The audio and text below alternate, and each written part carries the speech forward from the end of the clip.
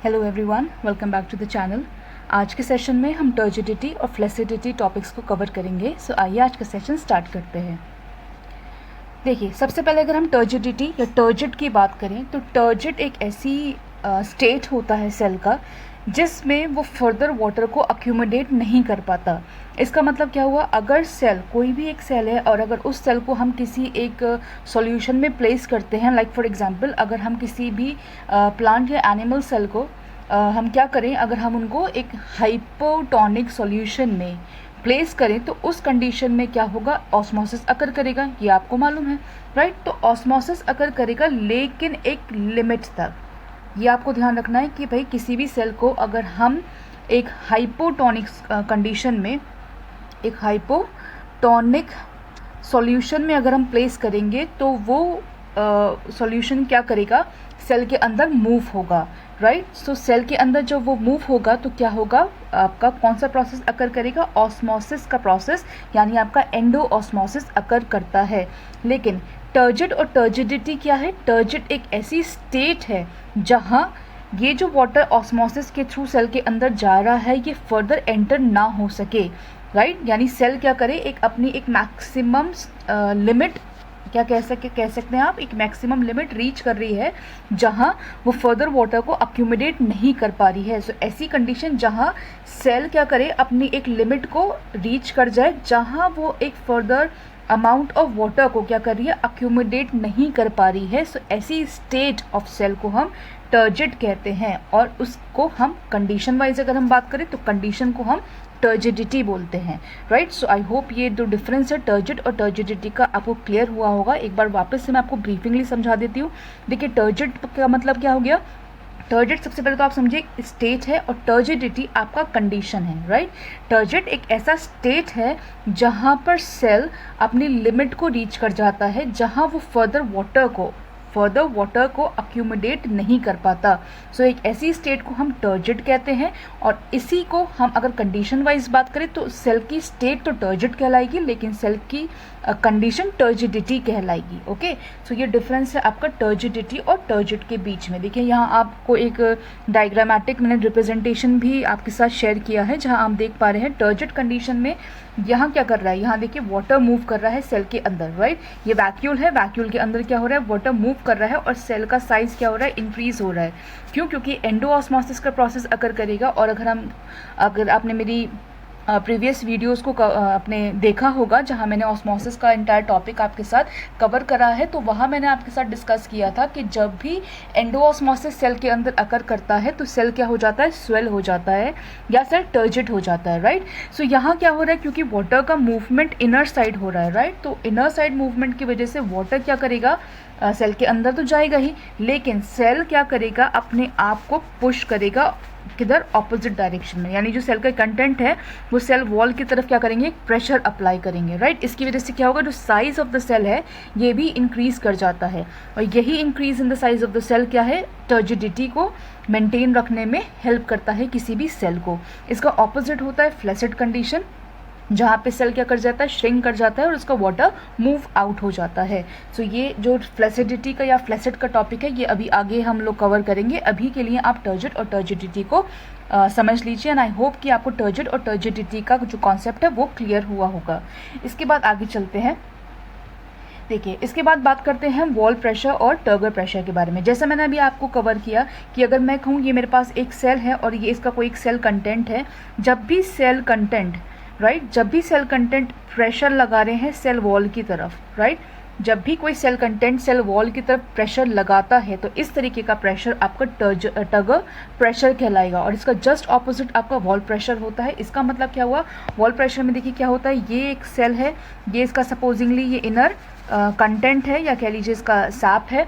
तो जब आपका सेल वॉल सेल कंटेंट्स के ऊपर प्रेशर लगाए तो इस तरीके का प्रेशर आपका वॉल प्रेशर कहलाता है। सो आई होप ये भी डिफरेंस आपको क्लियर हुआ होगा कि जब आपका सेल वॉल प्रेशर लगा रहा है सेल कंटेंट के ऊपर तो हम उसको क्या बोल रहे हैं, हम उसको वॉल प्रेशर बोल रहे हैं। लेकिन ऑन दी अदर हैंड अगर आपका सेल कंटेंट सेल वॉल के ऊपर प्रेशर लगाता है तो इस तरीके का प्रेशर हमारा टर्गर प्रेशर कहलाता है। इसके बाद बात करते हैं कि भाई टर्जिडिटी जो है प्लांट के अंदर वो किस किस तरीके से हेल्पफुल होती है। सबसे पहले आप देख रहे हैं जो फर्स्ट टॉपिक मैंने आपके साथ कवर करा है वो है आपका कि जो टर्जिडिटी है वो रिजिडिटी मेंटेन करती है। जैसे अभी मैंने आपको पहले भी पिछली स्लाइड में कवर किया कि भाई टर्जिडिटी से क्या हो रहा है, टर्जिडिटी से रिजिडिटी मेंटेन हो रही है, यानी जो साइज़ है या जो शेप है सेल का वो मेंटेन रह पाता है। यानी बेसिकली जो सॉफ्ट टिश्यूज़ हैं जैसे आपको फॉर एग्जांपल लीफ, वो क्या करेंगे अपना प्रॉपर शेप को मेंटेन रख पाते हैं। It is all because of turgidity. देखिए अगर यहाँ मैं आपको थोड़ा डिटेल में अगर आपके साथ यहाँ डिस्कस करूँ तो देखिए क्या होता है, जब भी टर्जिडिटी मेंटेन होती है या कह लीजिए जब भी सेल अपना टर्जिड स्टेट में होता है तो वो क्या करेगा, जो सेल है उसका शेप को मेंटेन करेगा। इसका एक और एग्जांपल आप समझ सकते हैं स्टोमेटास के थ्रू।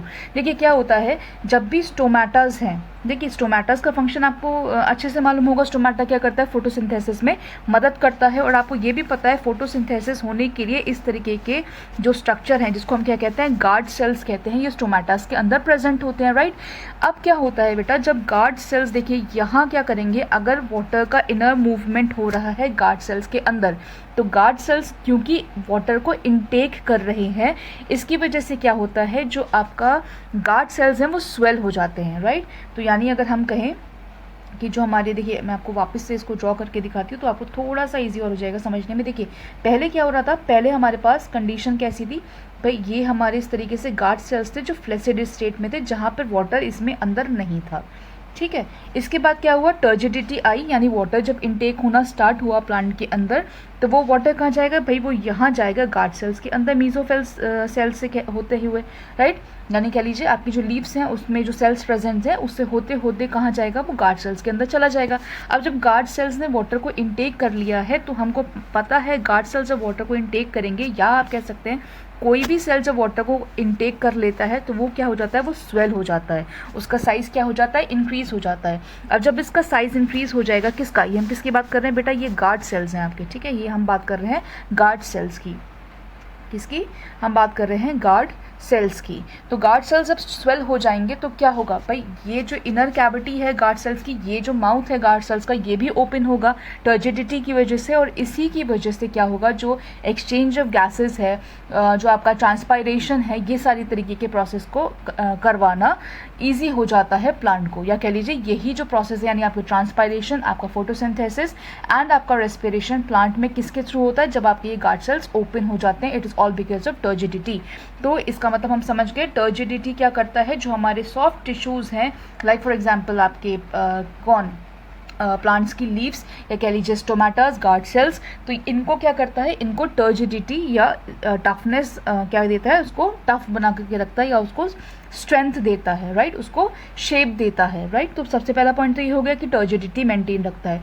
इसके बाद जो आपका टर्गर प्रेशर है, it helps to push through the hard ground. इसका मतलब क्या हुआ, देखिए इसका मतलब आपने कभी कभी देखा होगा कि कुछ ऐसे प्लांट्स होते हैं जहाँ आप देख पाते होंगे कि वो जो हार्ड सीलिंग्स हैं या कह लीजिए जो कंक्रीट, मतलब मेरे कहने का मतलब है जो कंक्रीट फ्लोरिंग्स हैं या जो वॉल्स हैं उसको क्रैक कर जाते हैं, राइट। इसका मतलब क्या है, देखिए कोई भी अगर जैसे सपोज हमने कहा कि एक कोई कंक्रीट की वो जो वॉल है और आप देख पाते होंगे कभी कभी पेड़ आपको या कुछ छोटे छोटे से प्लांट्स आपको इसमें से ऐसे ग्रो करते हुए दिखते होंगे। ये आपका अगेन किसकी वजह से, ये आपका टर्गर प्रेशर की वजह से होता है। यानी टर्गर प्रेशर जो है सीडलिंग्स को या कह लीजिए जैसे मशरूम के केसेस में भी ऐसा होता है, सो सीडलिंग्स को क्या करता है, उनको ऐसा एक स्ट्रेंथ दे देता है जिसकी वजह से वो जो आपके कंक्रीट के फ्लोर्स हैं या वॉल्स हैं उसके अंदर क्या कर देते हैं, उनके अंदर ब्रेक या क्रैक्स प्रोड्यूस कर देते हैं। सो ये किसकी वजह से हो रहा है, आपके टर्गर प्रेशर की वजह से हो रहा है। तो इसलिए ये पॉइंट आया कि turgor pressure helps to push through the hard surfaces या हार्ड ग्राउंड। तो आई होप सेकेंड पॉइंट भी आपको क्लियर हुआ होगा। इसके बाद करते हैं बात थर्ड पॉइंट की, जहाँ लिखा है कि भाई जो आपका टर्गर है, the turgor in root cells builds up root pressure.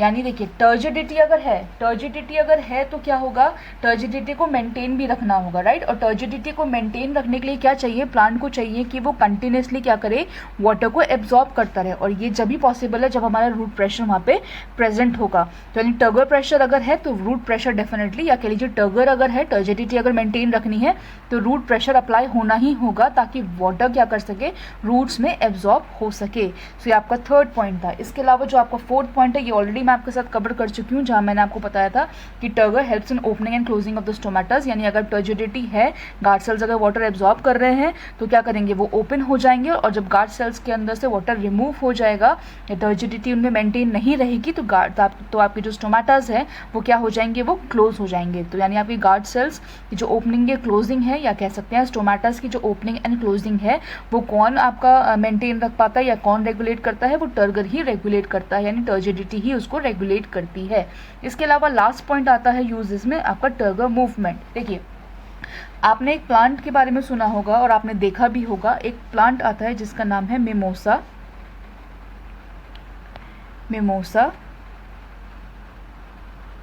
पिड्यूका, right. एक ये प्लांट है जिसको हम टच मी नॉट प्लांट के नाम से भी जानते हैं। जनरली ये क्या है, एक सेंसिटिव प्लांट होता है जो हल्का सा टच होने पर भी, यानी अगर आप उसकी लीफ को स्लाइटली भी अगर आप टच करेंगे तो आप देखेंगे कि उसकी लीव्स जो है वो रैपिडली ड्रूप होने लगती हैं या वो जल्दी से मुरझाने लगती हैं, राइट।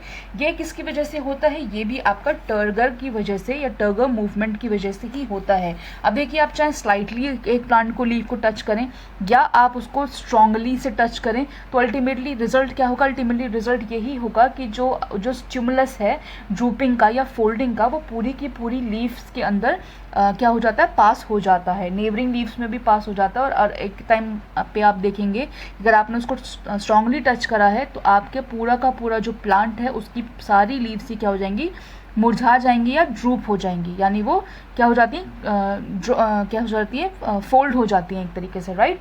लेकिन देखिए, ये होता क्यों, अगर मैं इसकी बात करूं तो ये होता इसलिए है क्योंकि जो आपका टच है, राइट, जो स्टिमुलस है टच का, वो क्या करता है, वो जो टर्गर है उसको कमज़ोर कर देता है। यानी जैसे ही हम टच करते हैं आपके मिमोसा पिड्यूका को, तो वो क्या होता है, उसके अंदर का जो टर्गर है या टर्गर प्रेशर है वो ख़त्म हो जाता है उसकी लीफलेट्स पे से और उसके पीटियोल्स पे से, जिसकी वजह से क्या होता है, जो लीव्स हैं वो ड्रूप आउट हो जाती हैं। सो ये आपका लास्ट यूज़ था जहाँ टर्गर मूवमेंट हमने डिस्कस करा, किसमें, प्लांट की लीव्स में। कब होता है, जब आपका लीफ को अगर आप स्ट्रांगली टच कर रहे हैं या आप उसको स्लाइटली टच कर रहे हैं, स्लाइटली टच करेंगे तो एक आधा दो लीव्स ही क्या होंगी, फोल्ड हो जाएंगी, यानी पूरी पूरी लीफ फोल्ड हो जाएंगी।